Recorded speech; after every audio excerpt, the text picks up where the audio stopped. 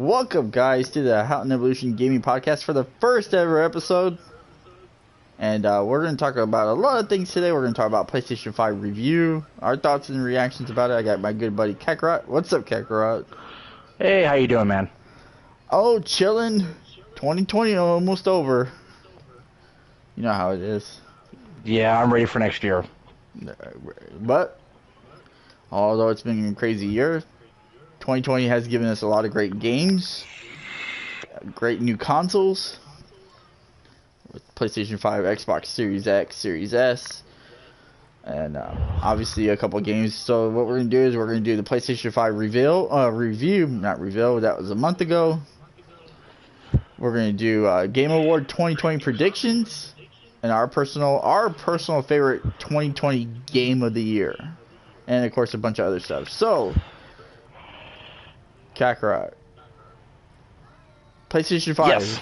been out today at the moment of this podcast. First episode, it is 1 week today, will be 1 month since the PS5 has been out, as well as the Xbox Series X. Now, let's be very, very clear, guys. We're not reviewing the Xbox Series X because personally, both of us have not gotten it yet. So we want to be fair to Xbox and not criticize them or give us our reactions or whatever about it if we have not experienced it, correct?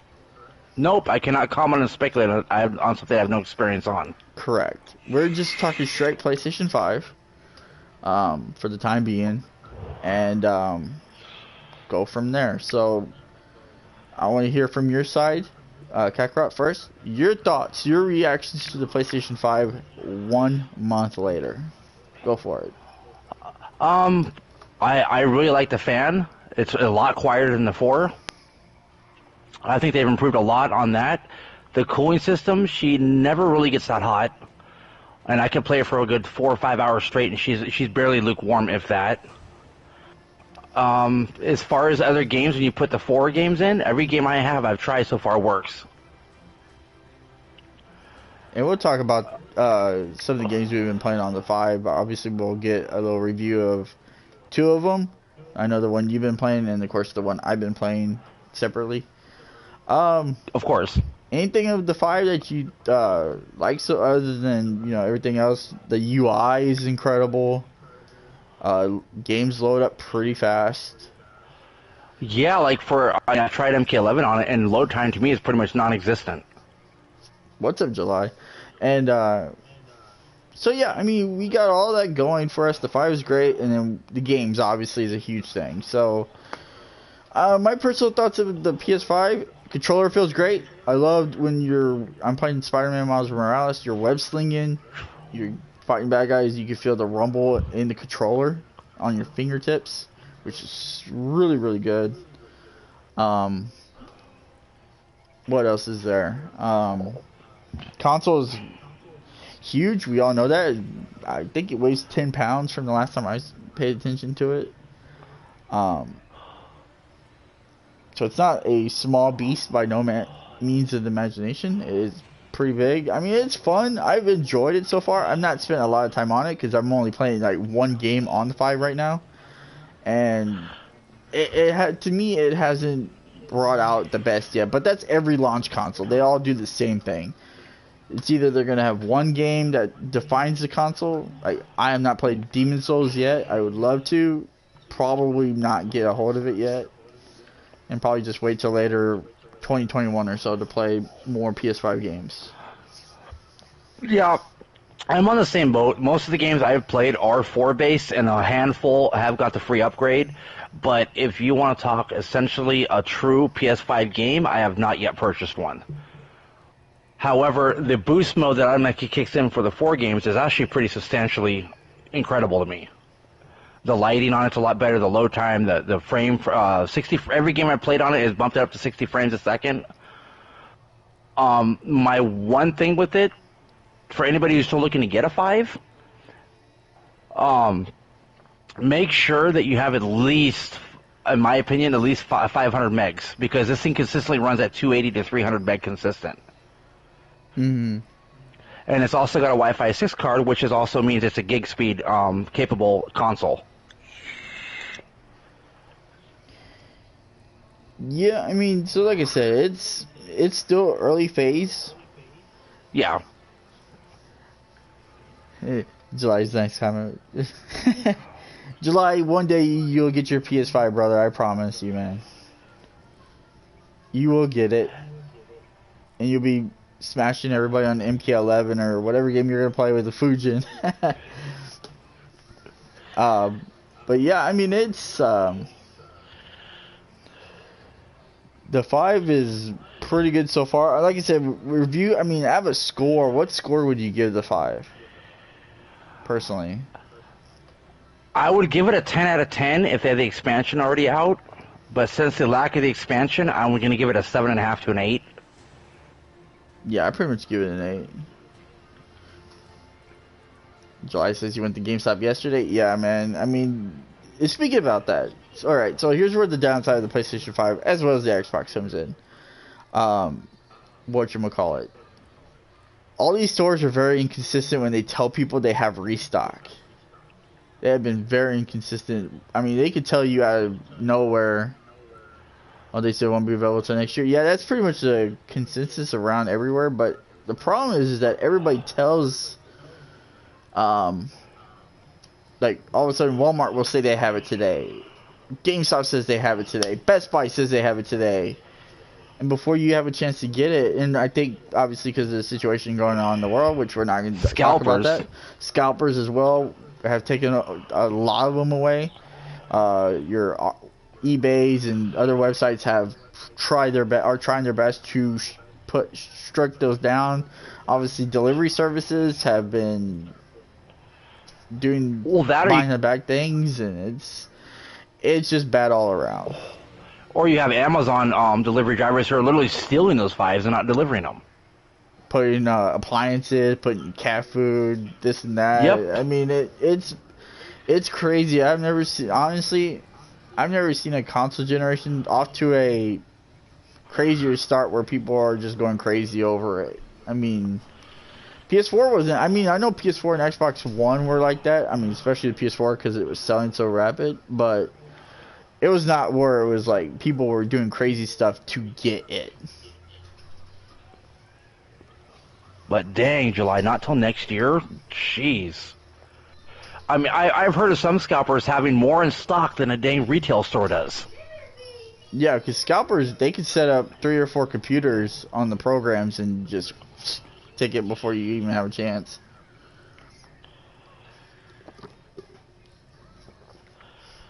And that's unfortunate. And they will sell it for anybody who wants it on Amazon, eBay, 2,000, 1,000, 750, even 500. So they could get a little profit off of it. Huh. Yeah, more like tripling the price, but I blame the retail stores for that predicament. But that's a whole other tangent. Oh yeah. So my personal score, I think everybody's around the 8 mark. I one at best at 10. 8 is pretty solid. I can go with a solid 8. I mean, that's what everybody else is giving it. I say at 8. I mean, there's not really a defining.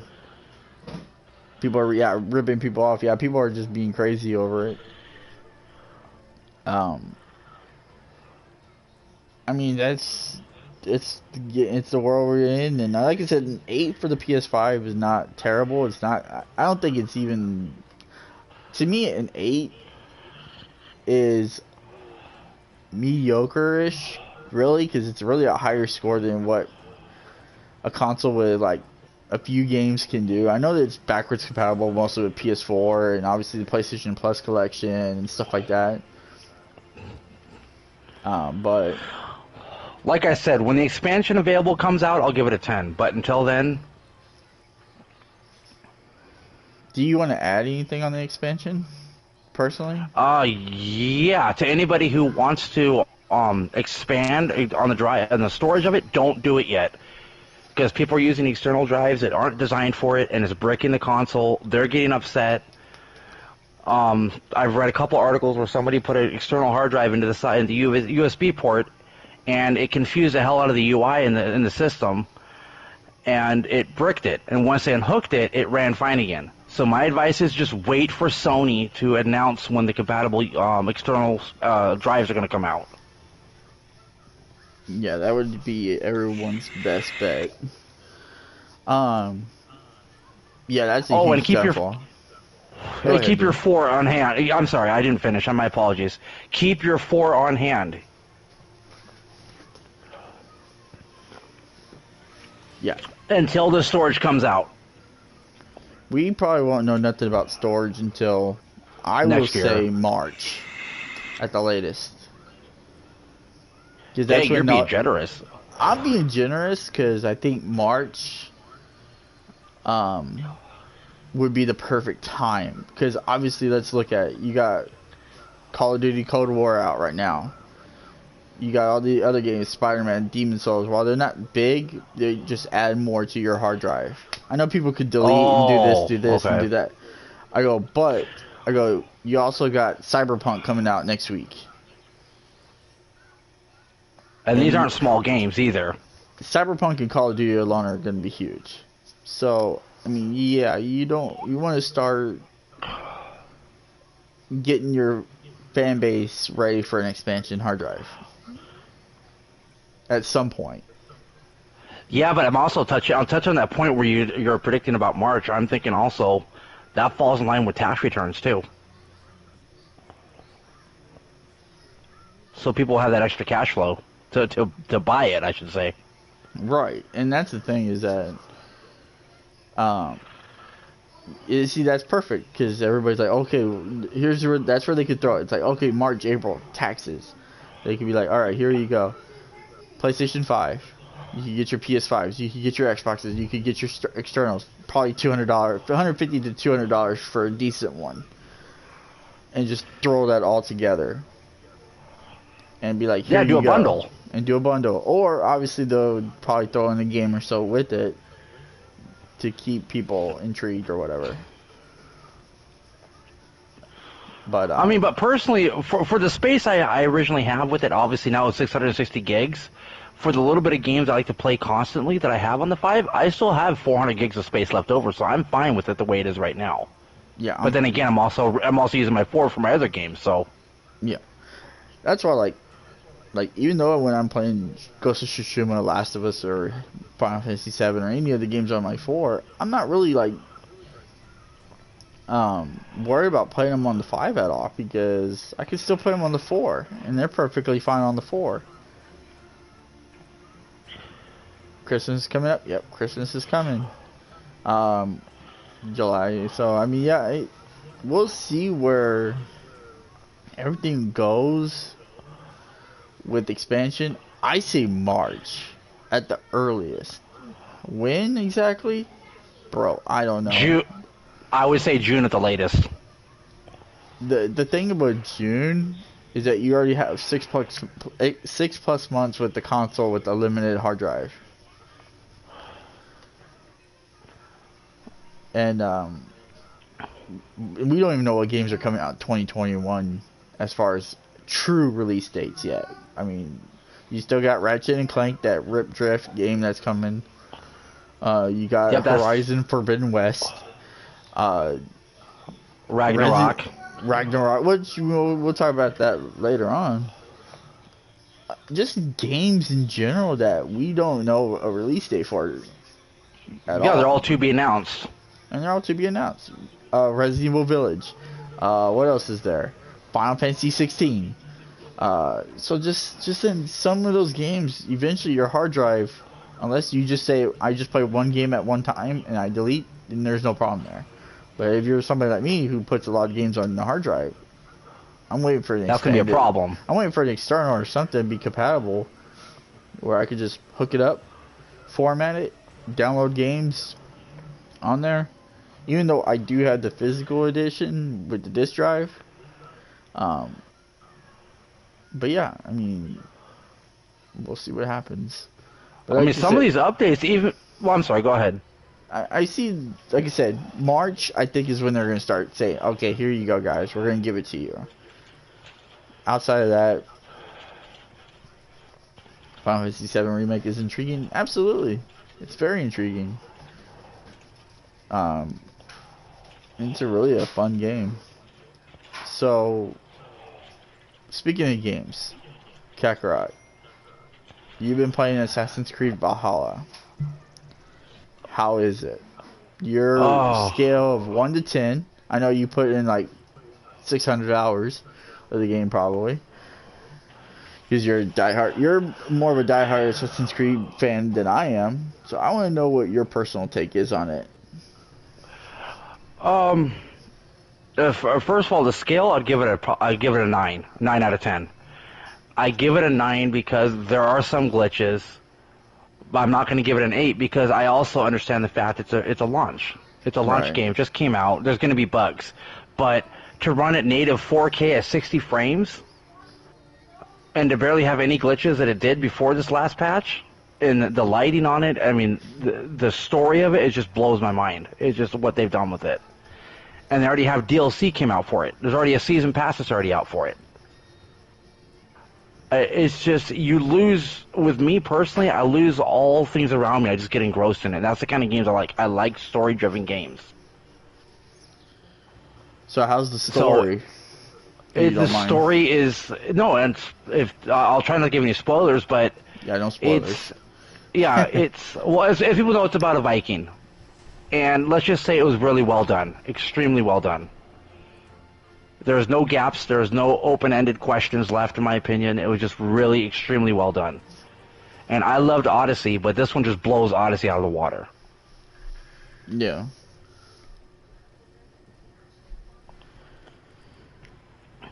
How is the, what is it? What was I going to tell you? So we had the story. How's the gameplay? The gameplay mechanics are a little different than Odyssey, but for all intents and purposes, they're identical. Mm-hmm. What is cool about it is they when you kill, like, for example, and this isn't a spoiler because it's in every game. It's been in every game since Origins. There's called an Order of the Ancients, which is cult leaders you have to kill throughout the game and find them.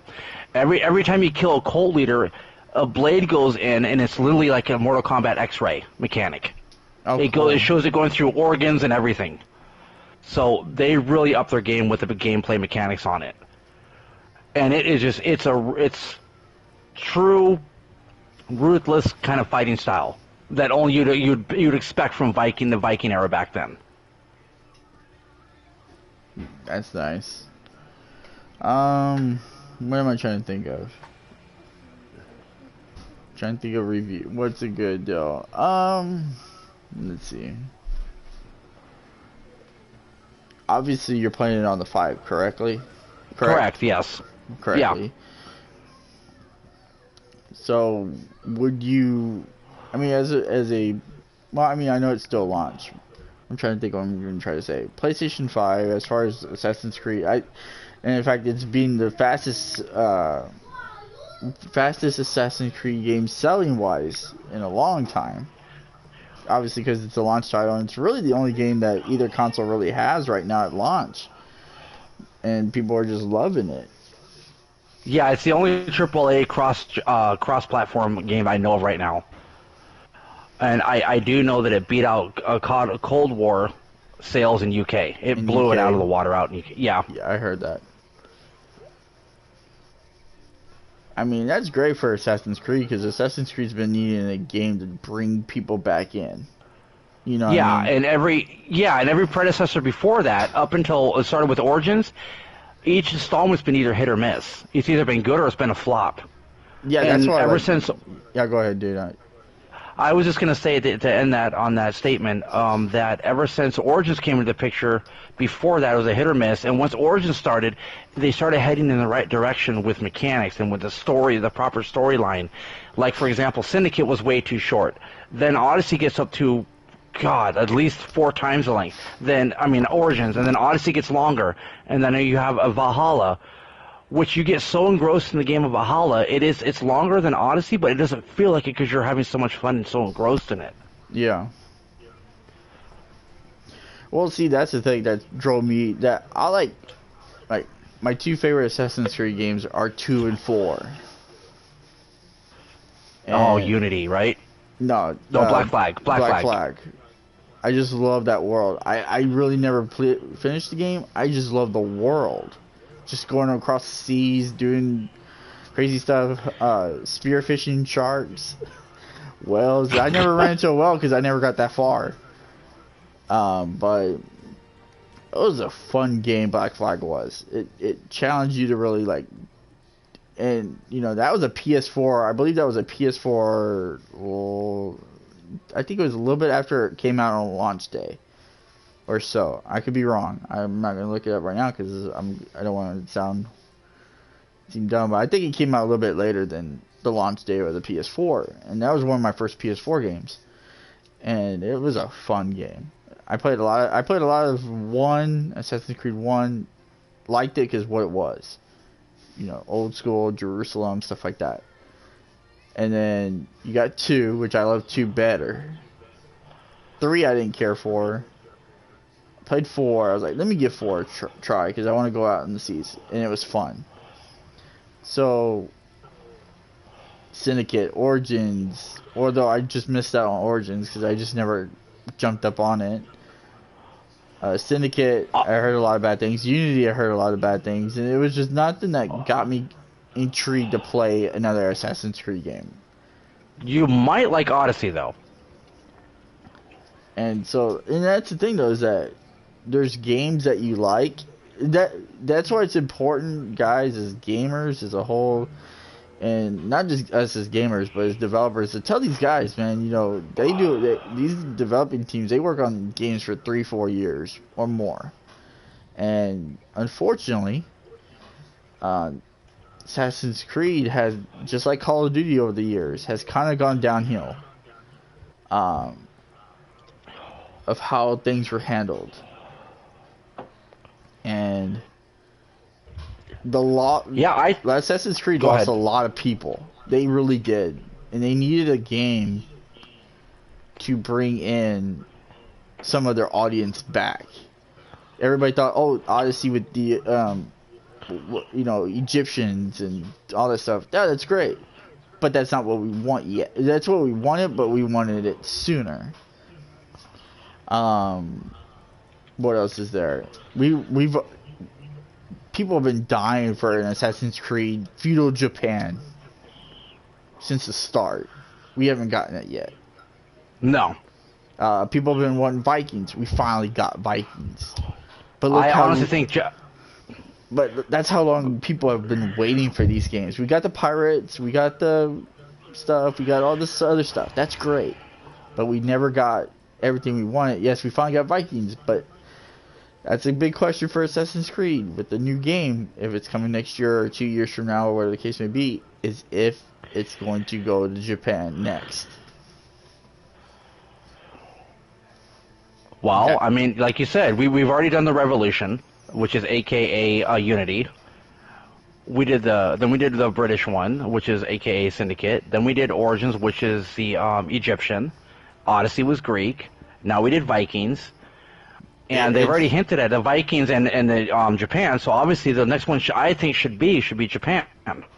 Yeah. And that's the thing though, is that it's Japan. It's, samurai. We'll talk about samurai. Obviously, people love Ghost of Tsushima, and people are like, this is the kind of the Assassin's Creed game that we've always wanted. Yeah. And we never got it. And we finally got something that resembles that era.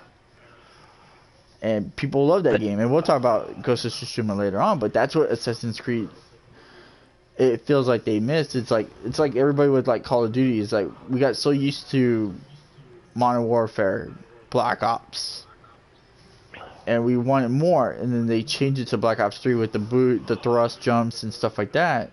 And then we get Advanced Warfare. Then we get all this futuristic stuff, which pushed people away from the franchise. And ever since then, they've been trying to get everybody back. And while some of the games have been, quote, decent, they haven't been good.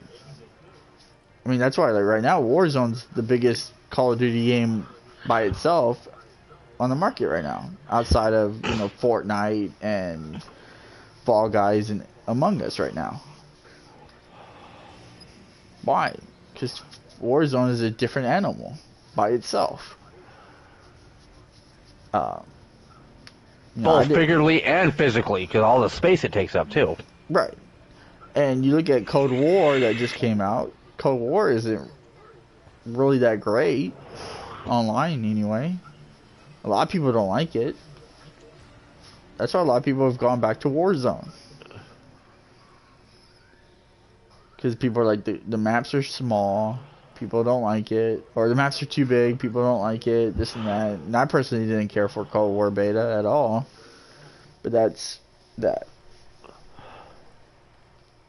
But yeah, I personally don't care for those kind of games, period. But to each their own, of course. All right. So you've been playing Assassin's Creed. Yeah, but word on the street is you've been playing some Spider-Man. I have. Miles Morales. So what did you give? I forgot what you gave Assassin's Creed Valhalla real quick. Your total score.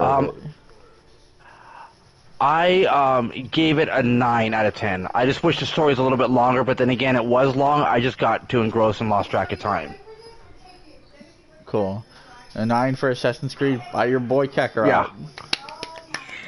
Got flat. He deserves it, and he spent a lot of time on that game. I know him, and he loves that game. All right, so Spider-Man, Miles Morales. What can I say? Everything the 2018 Spider-Man did, this game takes that and just puts it on steroids. That's what it does. That's all it does. I mean, is the story great? Although I'm not finished with it yet, I do the live let's play of it on my YouTube channel live.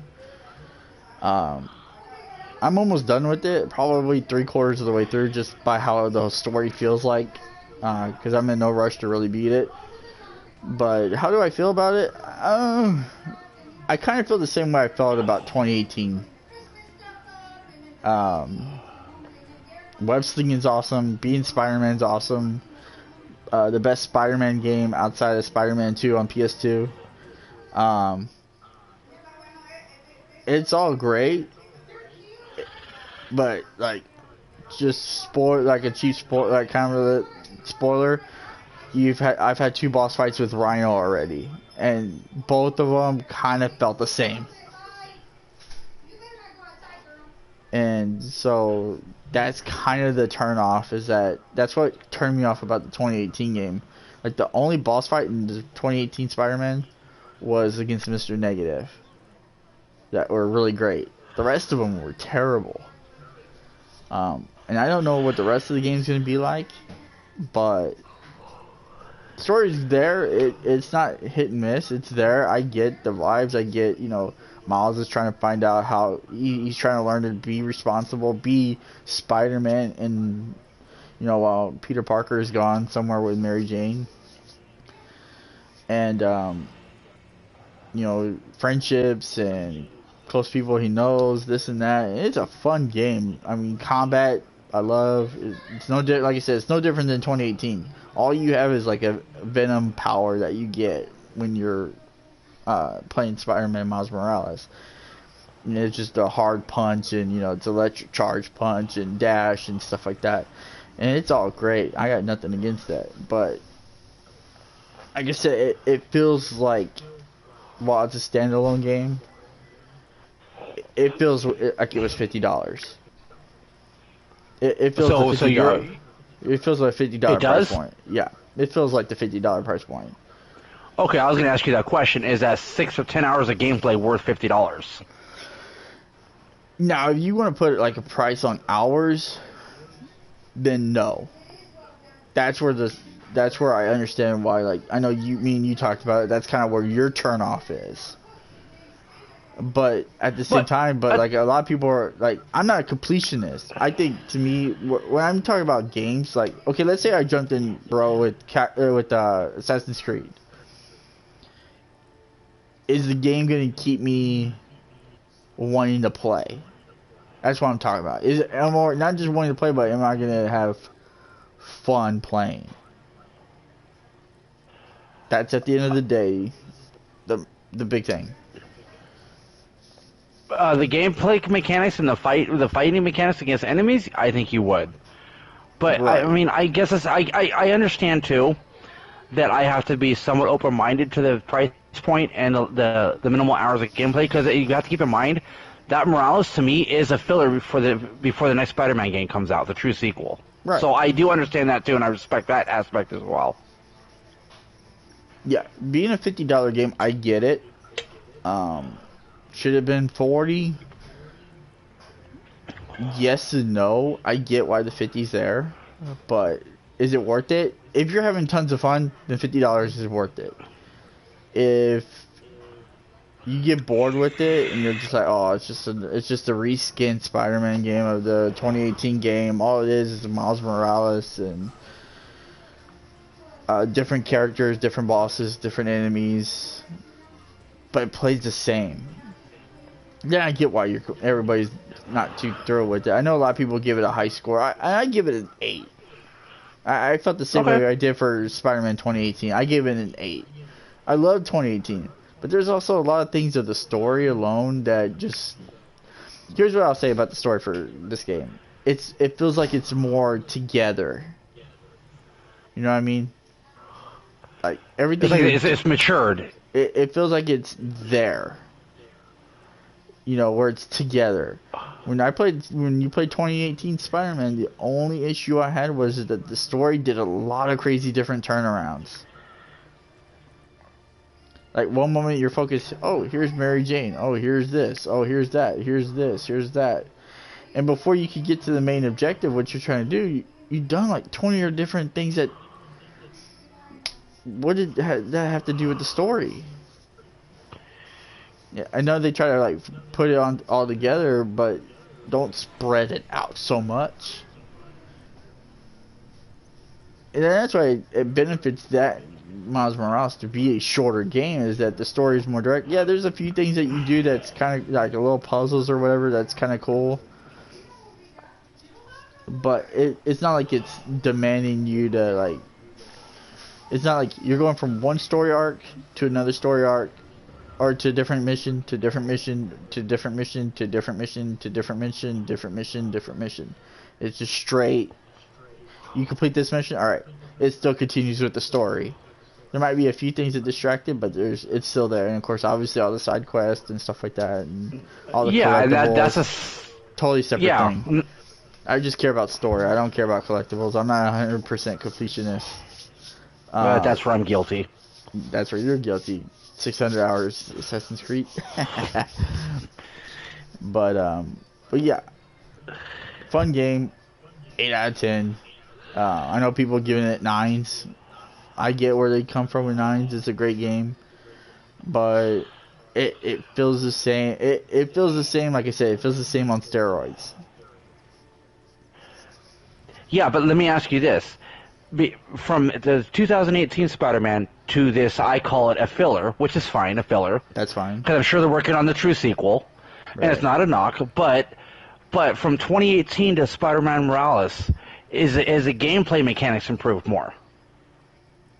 They feel the same to me, personally. Okay. To me personally, they feel the same. If you are gonna say,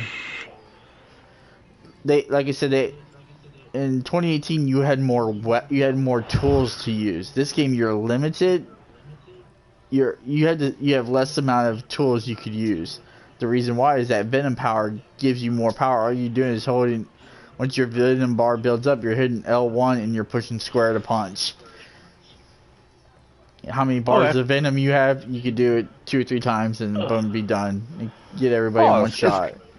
I see like that. So like I said, when it's Spider-Man 2018 on steroids, that's what I'm talking about. It's limited with tools, like your web shooter, your capture, like the tools you have in the game is your drone, you can release a remote mine, throw it on somebody. Once somebody gets in the proximity, like 2 or 3 guys in the same area, you could hit L3 to Shotgun Mall in that vicinity, which is really cool. You could drop a drone, like a clone drone of Spider-Man actually fighting with you, or like a distraction while you come up behind people and stealth kill them, stealth Oh, takedowns. okay. So what you're saying is it's limited. It's a lot less access to tools. However, the tools you have will more than make up for the lack of it of options. Is what you're Right, the saying. tools, the Venom ability will give you, it. That's where it balances it out. But like I said, it's also on steroids because of all that. There's all the different costumes in the game. To me, the favorite one's Into the Spider-Verse, where the frame rate just drops when you see Spider-Man web slinging. Like, I think they said it was 12 frames. From what I understood, maybe I'm wrong. Now let's note the frame drop was done on purpose by the developer. Correct. Correct, for Okay. that particular costume. But like I said, 8 out of 10 is fair. I did the same thing for the last game, because like I said, the last game was great. This game picks it up, same thing, just like I said, on steroids. The story is not as long, which is kind of a good thing, because I think that's kind of what slowed it down. And like I said, the boss fights in the original were kind of like, alright. Like I said, the Mr. Negative ones were pretty cool. The subway, this and that. They were all fun. Don't get me wrong, the web swing is still fun as you know what, but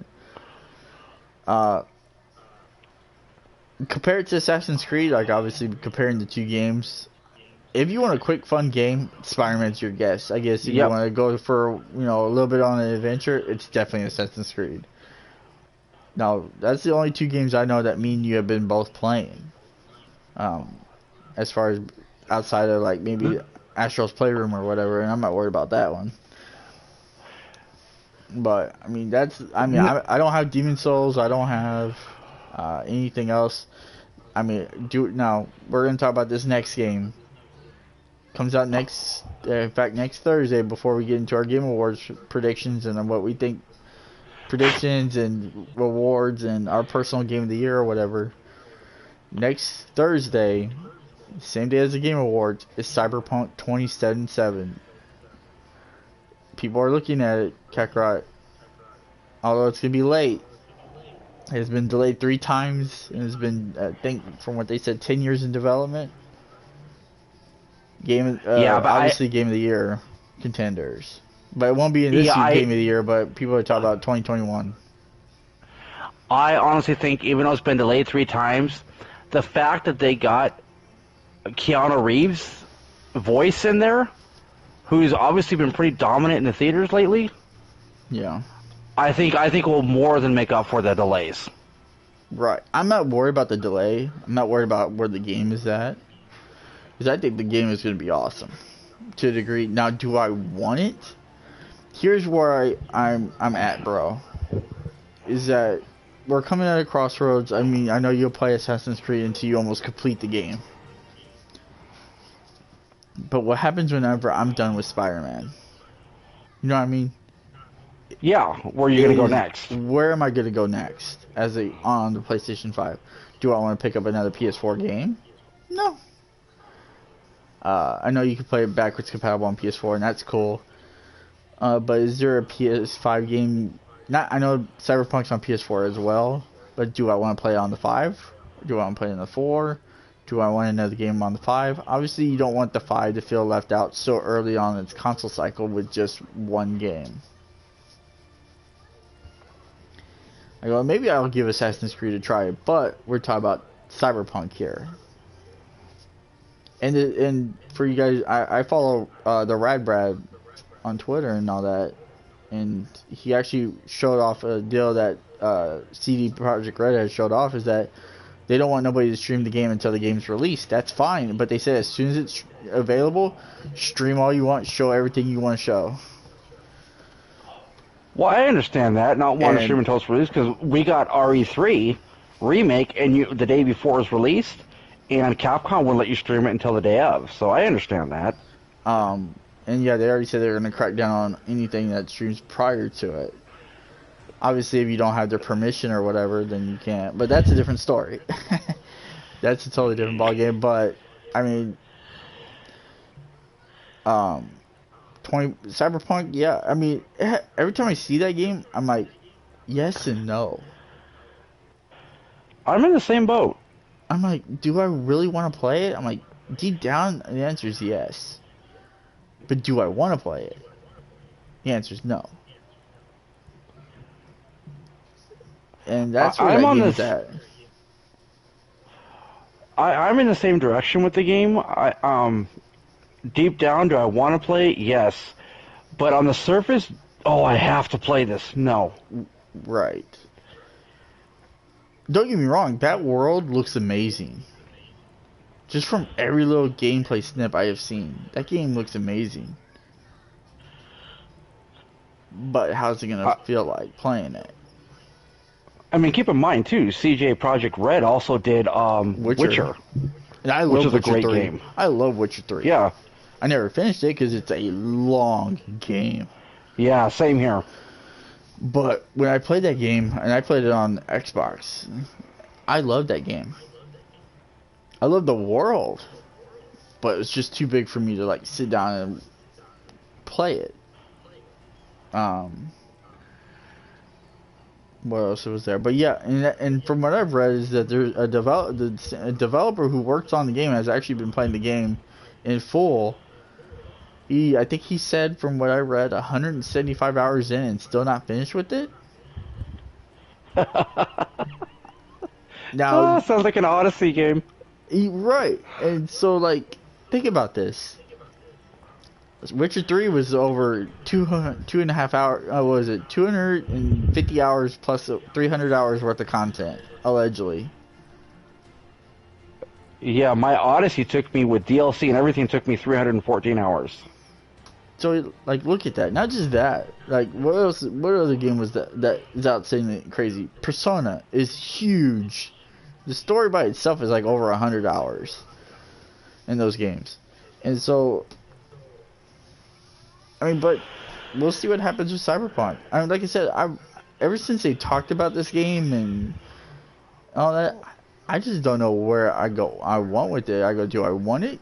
I go, the great world looks amazing. The game looks great, but I'm like, do I want to play it? I honestly wish they bring back, like they used to with the 3 and all that stuff, where you could do demos first. Correct. And that game would be perfect demo. Yep. Well, I mean, if you look at it, there's some games that have had demos. RE3 had a demo.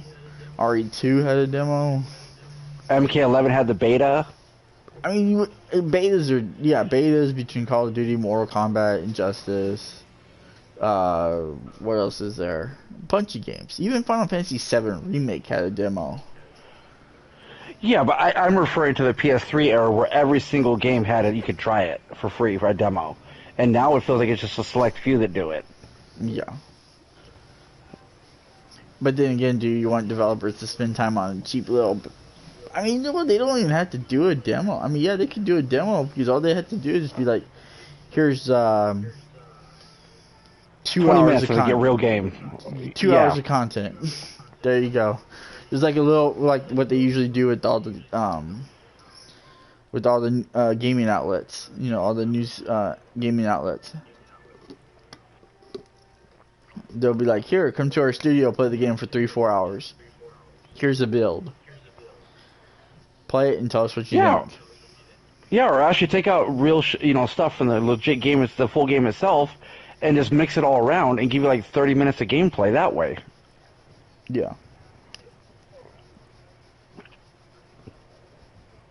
Well, that's what I'm saying, is that something to get people interested in playing the game. Yeah, it's really hard for me to buy a game brand new if I haven't tried a demo. It's become really hard for me to do that. Am I intrigued by Cyberpunk 2077? Yes. But no matter, like, I'll probably buy it to try it. And we'll see what happens with that. But yeah, I'm not keen with the buyer's remorse possibility, but I guess you get a 2 week. I guess most places still give you, what, 2 weeks to return something? Not if you buy it digitally.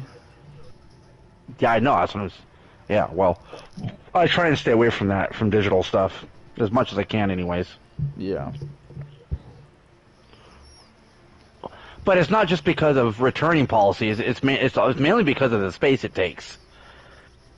Right. So let's look it up. I'm gonna go look it up real quick.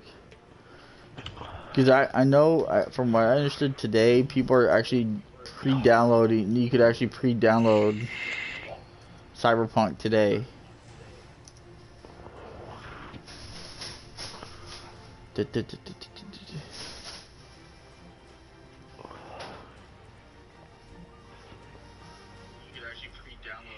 Let's see.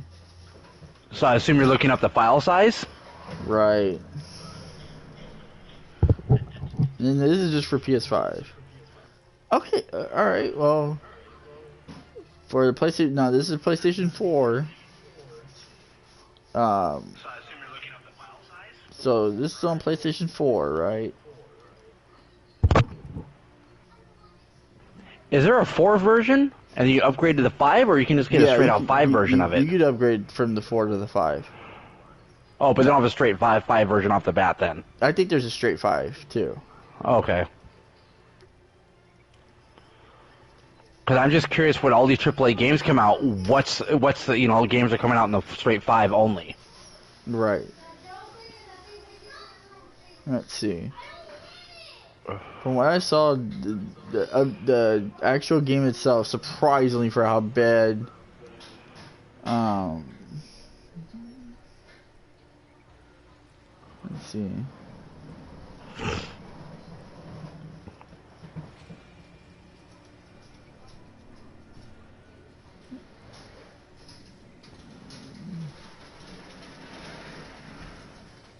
I'm trying to read up on day one patch because they were talking about the day one patch. But with that being said, the file size actually for the file size to download without the patch is 71 gigs. That's it? That's it for that game. Because that game looks a lot bigger than that, from what I've seen, anyways. Yeah, that's what caught me off guard. I'm like, wow, this is crazy being that small, really, because I thought it was gonna be at least 150. Yeah, like 150 plus. Pre-patch, of course.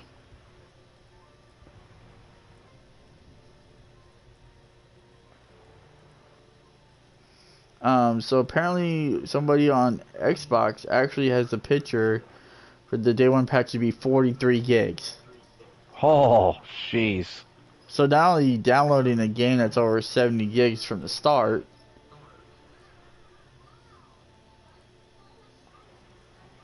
then you have an additional 40 on top of that. That's 100 gigs of space gone.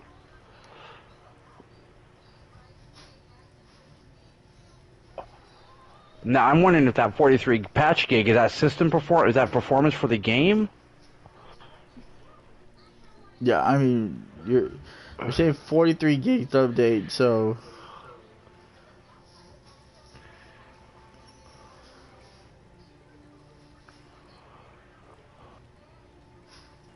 a YouTuber named Dreamcast Guy, which I know who he is, reports that Cyberpunk 27 has a massive 43.5 gig patch on Xbox One.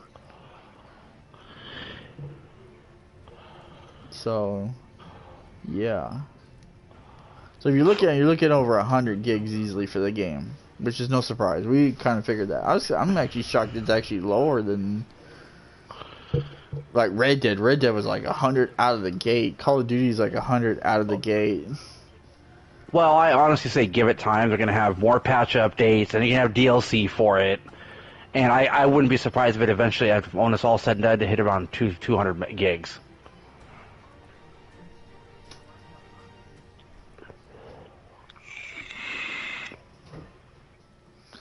So, that's that.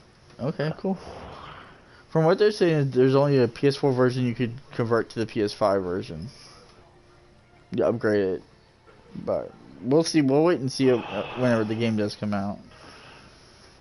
Well, then I'm willing to bet that, like, for example, I know this is jumping a little bit ahead, but it kind of touches base with what you just said right there, that God of War Ragnarok probably like one of the first games to be full 5 only. Yeah.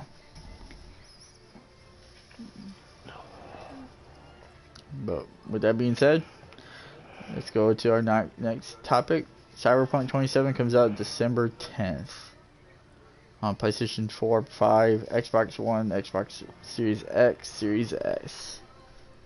Alright, dude. Here comes the fun part. We were serious for a while there, but now it's time for some fun. It's called the guessing game. Called the guessing game. Yes, sir. Guessing game. Game Awards 2020. Next Thursday, the same day Cyberpunk comes out.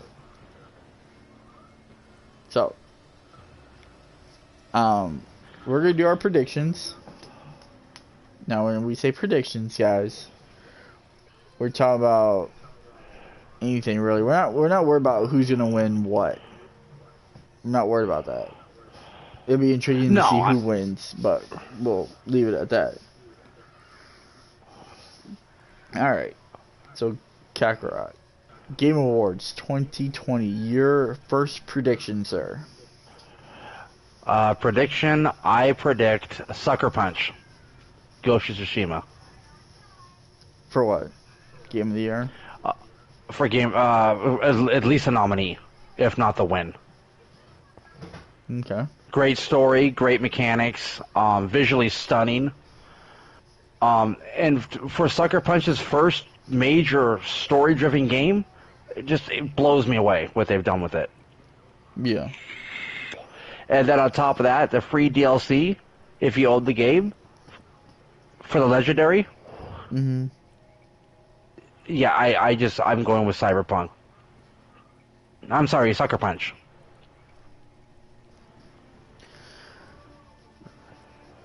So you're saying that will pretty much win Game of the Year? That's my prediction, yes. Yeah, same here. It pretty much will. In my opinion, it deserves it. We'll talk a little bit about that, about Ghost of Tsushima a little bit later on. Obviously the consensus, it's going up against Last of Us. Those are like the only two games that are gonna go toe to toe, and it's irony. It's both PlayStation games, which is deserving. Those both games deserve credit. I still say Last of Us will probably take it, just because it's Last of Us, and we're not gonna get into why people might not put it as it, but it's a great game in its own right. But my personal favorite is Ghost, easily. Yeah, Last of Us will probably take it because they've been around a little bit longer than obviously Ghost. Yeah. Have I played Last of Us 2? No. I have. I like it, but like I said, I get why it would be nominated, and I get why it probably will win. But like I said, I like Ghost. I've enjoyed Ghost of Tsushima more. But so let's get to so I'll go ahead and go next with the next prediction. All right, next prediction. Here's where we're gonna get crazy and crazier and crazier. I'm gonna go ahead and steal this one from you, bro, because I know we kind of talked about it. We will see Silent Hill at the Game Awards. A reveal trailer. Easily. There's all the hints from it. It's all the hints. Everybody's talked about it. A lot of people are talking about it. There's a lot of behind the scenes discussion about it. People are getting hype. Allegedly, Sony, Kojima, and Konami worked out something. That's allegedly what happened. Do we know that's for real? No. Just speculation, just rumors. But why not? There's too many clues pointing that direction. It's way too much. It's way too much. Now, with that being said, I call it a welcoming prediction because I think it's long. It's been too long since Capcom's Resident Evil franchise has had competition like it used to back in the PS2 era. Yeah. And what a And to perfect be honest, game. And that would be a perfect game to compete against Village. RE Village. well, and not even just that. I mean, granted, most movies don't follow video games; they never do. Yeah. However, I recently rewatched the Silent Hill movie about a month ago, and I like the Silent Hill movies a lot more than Resident Evil movies. Yeah. Silent Hill makes the most sense. Any game I could think of that could be there. Why? Because it's been in the rumors for months now. It's been in the rumors that Sony and Konami have worked on the deal to make that game. It's been out there. I know, like I said, speculation until it's officially revealed. Will I be excited for a Silent Hill game? Well, let's forget. Let's not forget, everybody. We had PT, that playable teaser. Silent Hill little teaser. And people were hyped for that. People were excited to see what Silent Hills was going to do. But guess what? It never happened because obviously a lot of behind the scenes things happened and that game never came for real. But now it is, allegedly. And if you also look, go ahead. I'm sorry. No, go ahead, man. No, go ahead, dude. I was just gonna throw out the patterns of most companies out there. You take NRS. It used to be Midway. They took a break from Mortal Kombat for a decade. You have other games I can't remember, but like NRS, and you have Silent Hill. The consensus I see is like a decade or longer when they're not in the picture. All of a sudden they come out back out of the blue. Yeah. Well, I mean, like you talk about a game that does that. There's game franchises that come and go. Final Fantasy is one of them. Come go. You know, it's just back and forth. Yeah. To me, would I be interested in Silent Hill? I'd give it a try. And let's forget, there's rumors of it being a PlayStation 5 exclusive. I probably know they'll probably throw it on PC eventually. But yeah. But even if it's just for a year, that's still a jumpstart for the PlayStation right there, for Sony. Yeah, I mean, like I said, we got Horizon. I don't think we're going to see nothing on Horizon until next year.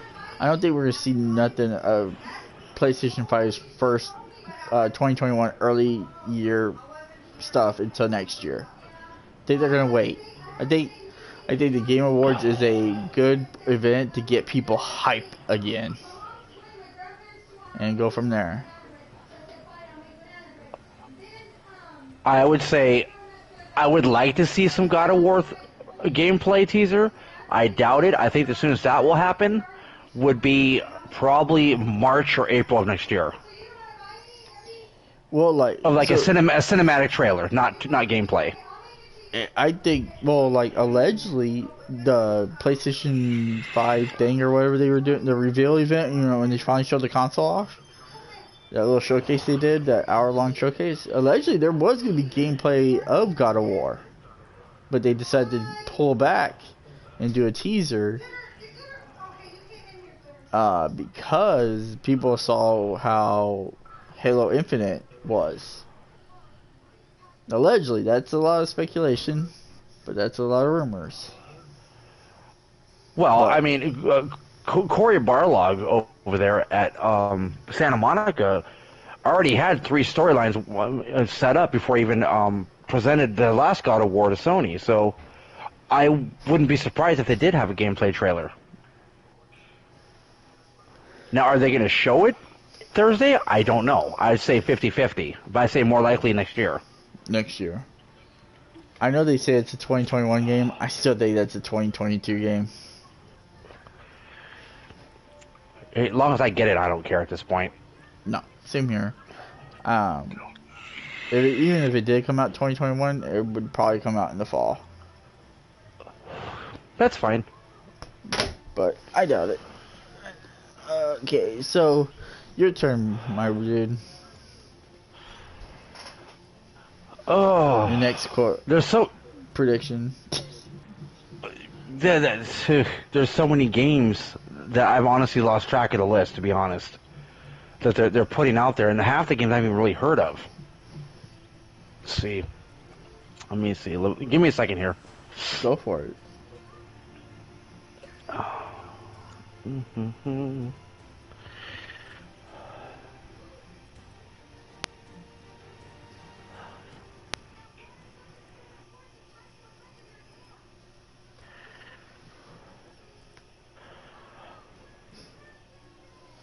Let's see. There's Doom Eternal. I'm actually rooting for that one because that used to be big back in the 90s.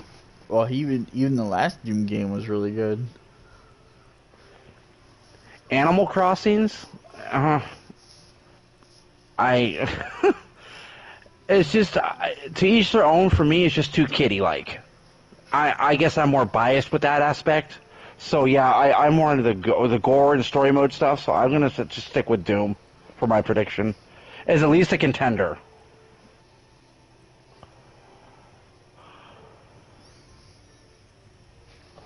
Yeah. Yep. Let's see. I'm trying to think about what else. Now let me ask you. You know what I'm about to say. I don't believe it until I will see it.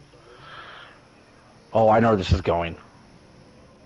I will believe it. I won't believe it until it's the same thing like how people felt about Final Fantasy VII Remake.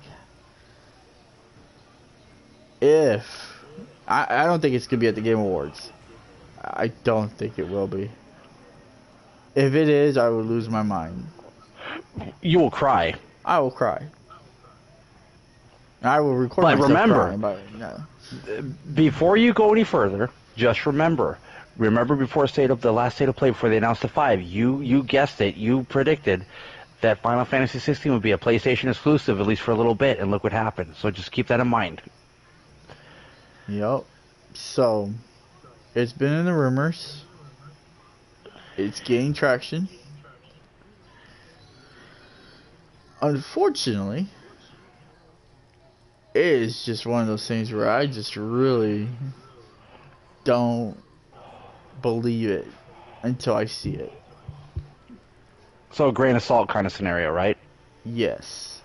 And that's Metal Gear Solid Remake. Allegedly, a while back, about 2 years ago, they got most of the voice actors together to do a project. And David Hayter and everybody started posting, oh, it's great to get the gang back together and stuff like that. And people were like, why are they back together? And Blue Point Games is allegedly working on it after they did Demon's Souls, which was really good. Astoundingly good, really good, well done. Looks really good. Have I played it? No, but from everything I've seen, looks great. If Metal Gear Solid Remake ever exists, which I see it, I do see it, but I can't fathom it. You see it, but it's just a matter of when. Is when. Because there's 2 games that dominated the PlayStation 1. Over 20 years, over 25 years ago. More than 20 years ago, really. It's about 22, 23 years ago. These 2 games dominated the PlayStation 1 era. Final Fantasy VII and Metal Gear Solid. Those were the 2 top revered games of that console generation.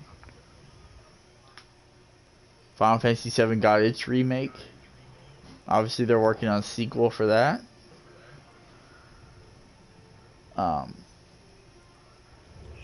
It would be amazing if they did it. Obviously, the guy who leaked out God of War Ragnarok has talked a lot more lately about MGS remake.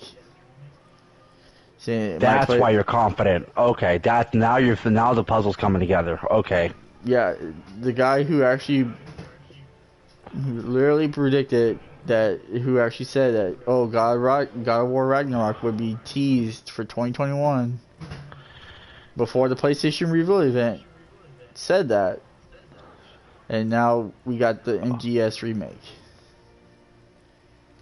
rumors. And then there's another part you're leaving out too that you said you heard about the sequel. They're allegedly going to do the sequel, which I get, but I think 2, 3, and 4 could get remakes and they will be just fine. It's 1 that really needs a remake. More than any of the 4, in my opinion. 1 needs it the most. If I could make a bold prediction, Go for it. How well I thought, anyways, personally, and in the sales I saw of Capcom doing all the remakes, Resident Evil 0 remake to HD, then 1 remake to HD, and then 2 was a complete masterpiece, and then 3 visually was a masterpiece. Story could have been better, but whatever. I digress. They must have looked at that success and thinking maybe we could try it over here and kind of mirror that, and maybe we'll be just as successful with the remakes for the remasters for Metal Gear Solid. There's a chance. I think they're gonna.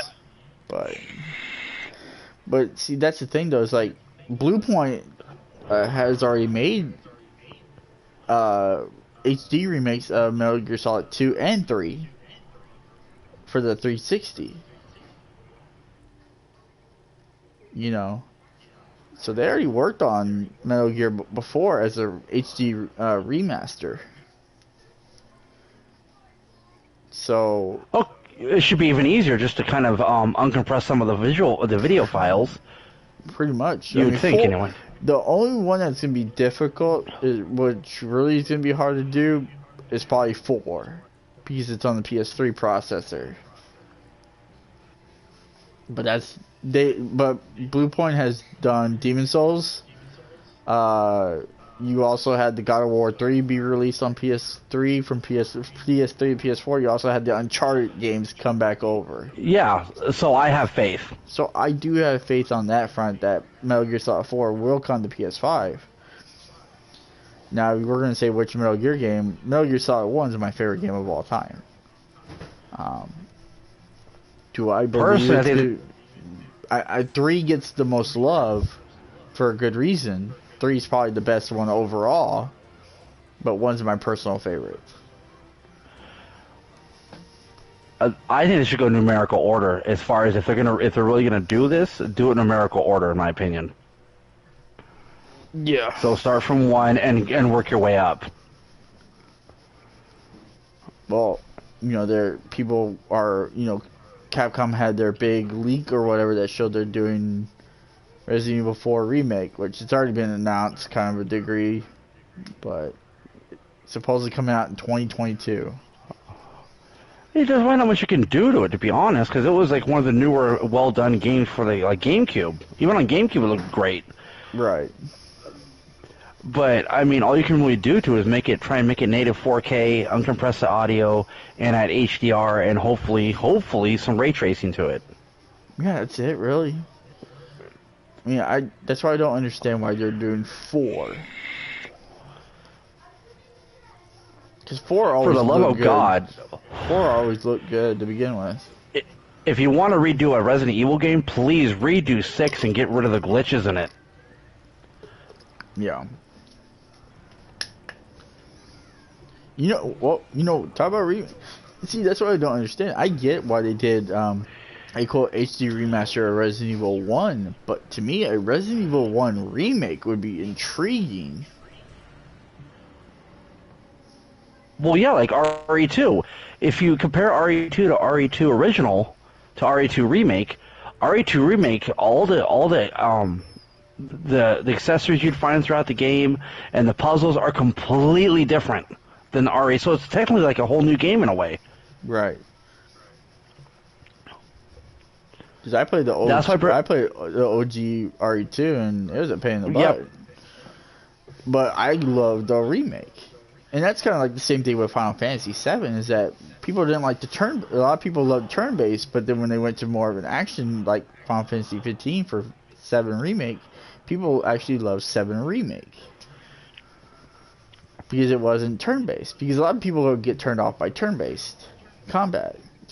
I personally don't like it. No. I'm more of an action. I gotta be in constant movement. I can't just sit there like, oh, I'm pressing a button. Yeah, turn-based kind of games feel like a card game to me in a way. Yeah.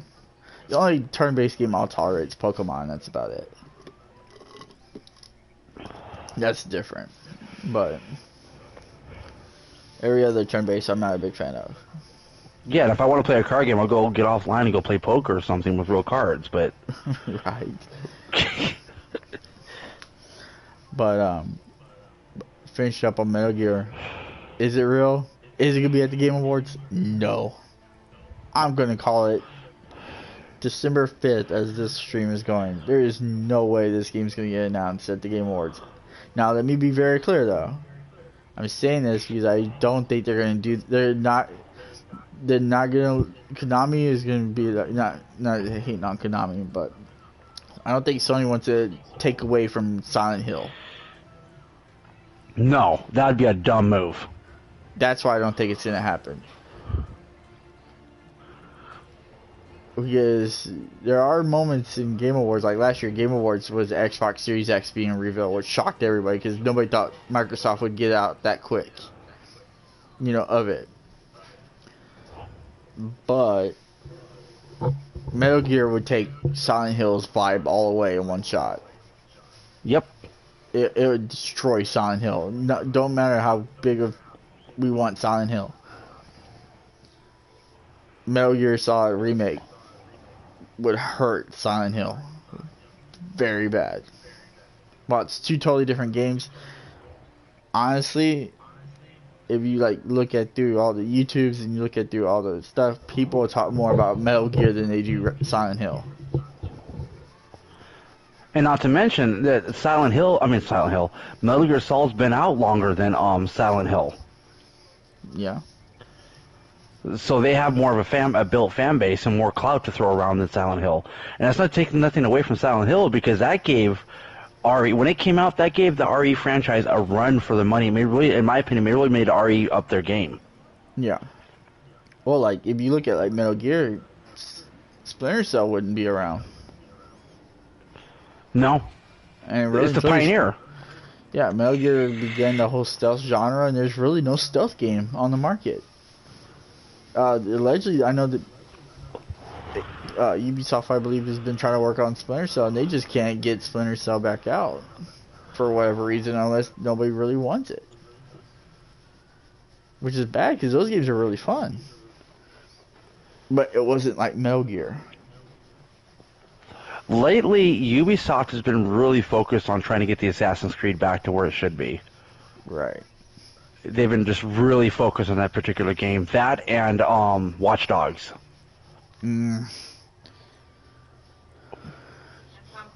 That's a hit and miss.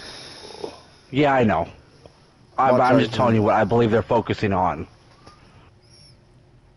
Well, the one game that they actually got right on that they actually started off really bad with, but they stuck with it. Props to Ubisoft for actually sticking with the game. Was Siege. RE6, Rainbow Six Siege. That game was bad at launch. But look where it is at now.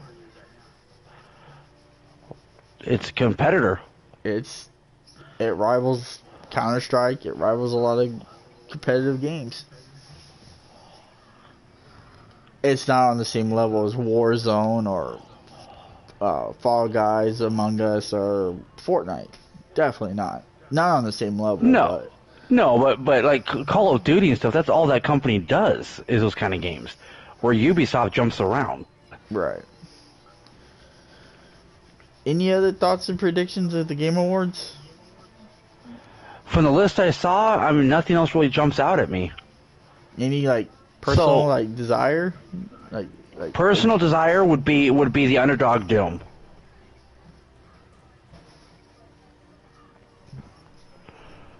With the titles listed. Yeah. I am really rooting for that, for Doom to be the to make it out the underdog status and get up there with the Titans. Yeah. So to speak. So, we're gonna wrap up our episode 1 with this. Kakarot, your 2020 game of the year. Let's stop and think about all the games that have come out this year, and there's been quite a bit of games. Resident Evil 3 Remake, Final Fantasy VII, Last of Us. We're gonna get Cyberpunk, Assassin's Creed, Spider-Man. I know Ghost. I'm missing Ghost, Animal Crossing, Doom. Hades, Is which is on the Switch. Paper Mario. Now, what is else is is there? That's as far as the big ones. As much as I love Assassin's Creed franchise, I'm gonna go for Ghost. Oh, one more game. Uh huh. Streets of Rage 4. Mm-hmm. Oh man, you had to throw that in there. Oh gosh. But personal fan favorite. Personal fan favorite. Now, if you want fan favorite, Streets of Rage 4 did it right. Yeah, making it keeping the retro feel, but modern visuals. Correct. So, you said Ghost, right? Pretty much is your favorite game of 2020. I will agree with you.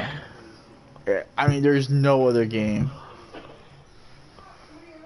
besides. I mean, yeah, The Last of Us is great. Final Fantasy 7's great. It's right. Resident Evil 3 did what he did. Paper Mario did what it did. But every time I play Ghost of Tsushima, as much times as I die, I don't care. It's still a fun No, game.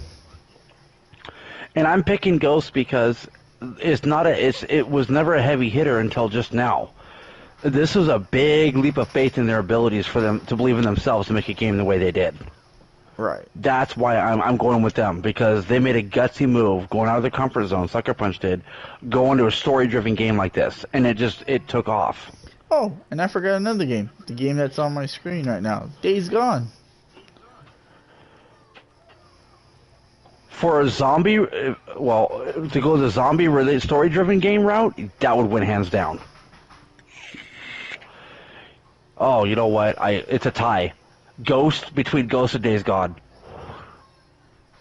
Because that was also Ben Studio's first AAA title to come out. Yeah. I'm trying to think. I know there's more games. Oh, no, wait. No, Days didn't come out this year. That's right. But still. But I forgot it didn't come out this year. But yeah, I mean, Ghost of Tsushima is a hands-down game. Whether Days Gone came out this year or not, it still deserves recognition to this day. Yes, sir. 25 employees, only 25 employees made that game as well as they did. I mean, it's mind-boggling. Yep. Well, folks, Kakarot, do you have any other input to put on our first game podcast, bro? There are patents out there, but I'll have to do more research. But it's rumored there's patents out there for a PSP coming back. It's called PSP 5G. And then a possible, and I'm taking this with a grain of salt with the patent, but I have to look more into it, but a PlayStation 5 Pro with dual APUs. Yeah, I heard that. But then again, that'll be for another podcast because I have to wait for more information to come up before I make a determining factor whether or not I really believe it's true. Because I think it's way too early to be pumping out a Pro or even talking about it. Yeah, I wouldn't even talk about it right now. The 5 did what it did. You got 2 separate 5s out on the market already. Throwing a third one out there just more confusing. It'd be dumb. Like I said, people, it's just a grain of salt. It's just patents. It could be something completely different. So I'm trying to figure it out. Yeah. Other than that, I mean, whether you like the PS5 or you're a Sony fan or an Xbox fan, buy what you want and just game on and happy gaming. Nintendo as well. Nintendo's still Nintendo. rolling. Yeah. You got Sony in first place, and Nintendo's right behind Sony, and Microsoft's in third. But speaking about the Game Awards, you know what 2 games that Nintendo needs to show off real quick? Yeah, by all means, add. One game both of them they have already announced, but one game they have not talked about it in at least 2-3 years. Bayonetta 3. They haven't talked about Bayonetta 3 at all. And obviously, I know Metroid Prime 4 has been delayed. Obviously, they had to restart the game, but no word out of Metroid Prime 4 yet. So it's just stuff like that. They're too focused on Mario. Well, granted, 2020 is the 35-year anniversary, so I get all that. So I think next year they're gonna come out blazing with different stuff. That's Nintendo's thing. And of course, obviously, there's Zelda Breath of the Wild 2 allegedly in the works, or being made right now, too. So, yeah, Nintendo's got their things going. And this is my deal for Xbox as we close. Xbox, give me a game I want to play, bro. Give me a game. Give me a AAA exclusive title that's going to make me want to buy the Series X. Correct. Give me a Days Gone, a Ghost of Tsushima, a Last of Us. Give me one of those games. And as far as Nintendo goes, yeah, you put a lot of Mario out like constantly every year. It's like you never die with Mario, which is your thing. However, for Nintendo, I'm going to give you props on this. You pulled away from being straight kid game console based to the whole spectrum. Getting Mortal Kombat in there, getting Resident Evil in there, not taking out the gore. I give Nintendo props. I give them props for taking on and going in that realm, finally. After 20 plus years. Yeah. Hey, it's better they still did it. They still did it, though. Yep. And they still deserve props. Alright, guys, well, we'll go ahead and end it. Thank you, Kakarot, for joining me. Oh, of course. Episode 1. For you guys that want to know, episode 2 will probably be when something First big in year. the game. Well, we could also see what happens at the Game Awards. I probably might do a reaction here on Twitch to the Game Awards. I probably won't be able to watch it live though, because I probably got to go to work on that day, which I do. So I probably won't. But I can promise you this: if some miracle happens, I do announce Metal Gear Solid. You best believe he'll be on here. Oh, I'll do it in a heartbeat. I'll do it from work, and I'll be like, when Kakarot will text you, he's like, dude, Metal Gear got. See, this is what he's gonna do. I already know what he's gonna do. I can read his mind, guys. He's gonna say, he's gonna be like, Howton, hey, what's up, dude? He's like, I go, yeah. He's like, dude, the Game Awards was awesome. Yeah, they were. Yeah, they were. They announced Metal Gear Solid. Really? No, they didn't. Yeah, they did. Yeah. I go on my phone. This dude had to spoil it for me. I was just gonna watch it when I got home. Why you have to spoil it? Alright, so I turn around. I'm like, the game's real. The game's real. It's so beautiful. Yeah, I admit, the last state of play, I kind of did that to you. Yeah, you did. After But I only told it. Yeah, because I told you because I gave you props for calling the whole Final Fantasy 16 console exclusive for a couple years. Yep. Well, that was a rumor that it was gonna be a console exclusive. But I'm like, if it was for real a console exclusive, that was gonna be huge. But your gut called it, is what I'm getting at. That's why I told you that. Because I was just like, they're saying it's a console exclusive. I'm like, well, that's crazy. I'm like, if that is true, that is huge. If it's true, and it turned out it's true. And it made sense. If you think about it, Final Fantasy started out on the PlayStation console, well before Xbox was ever introduced. Well, Final Fantasy was on Nintendo originally, but it was never big enough until it got on PlayStation. That's what it got started. It was on Nintendo. It's Big Break. Originally. Its big break was 7. I know people love Final Fantasy 6 or whatever, but 7 was a totally different animal. 7, original 7 on the PlayStation, 4-disc set. Yep. Alright, guys. With that being said, now every episode of the HowtonEvolution Gaming Podcast is going to be here live on Twitch. If you guys want to donate to the channel, feel free to. I do not put pressure on nobody to donate. If you do, maybe we could do giveaways or such for people that donate to the channel. In the near future, we could do games. Don't push consoles just yet. I don't want to make promises that I can't keep. Stuff like that. And of course, obviously, stuff to help us out. And of course, you know, it goes out to everybody else somebody who needs something desperately. So, I just want to give a shout out for that. You feel free to. I have a donation link on my channel. If you guys want, feel free to donate. It's up to you guys. I seriously don't mind. I don't want to put no pressure on nobody. I know how And things just are because, crazy. Yeah, things are and crazy. just like you said, no pressure to donating. Just because you don't donate doesn't mean you support. Just by you showing up and watching this video, that's support in itself. I rather y'all show support by watching. If you donate, awesome. You don't, I'm not one of those guys that'd be like, oh, you gotta watch my content. If you got paid to watch my content. No, I'm not that way. I do it for fun, even if it's one viewer or it's 2,000 viewers. So, with that being Yeah, said, it's fun to speculate. it's fun to mess around and have fun. Well, guys, thank you so much for watching Kakarot. Thank you once again for tuning in. Oh yeah, no problem, all the time. And we'll see you guys for whenever there's an episode 2. Later, guys. See you guys.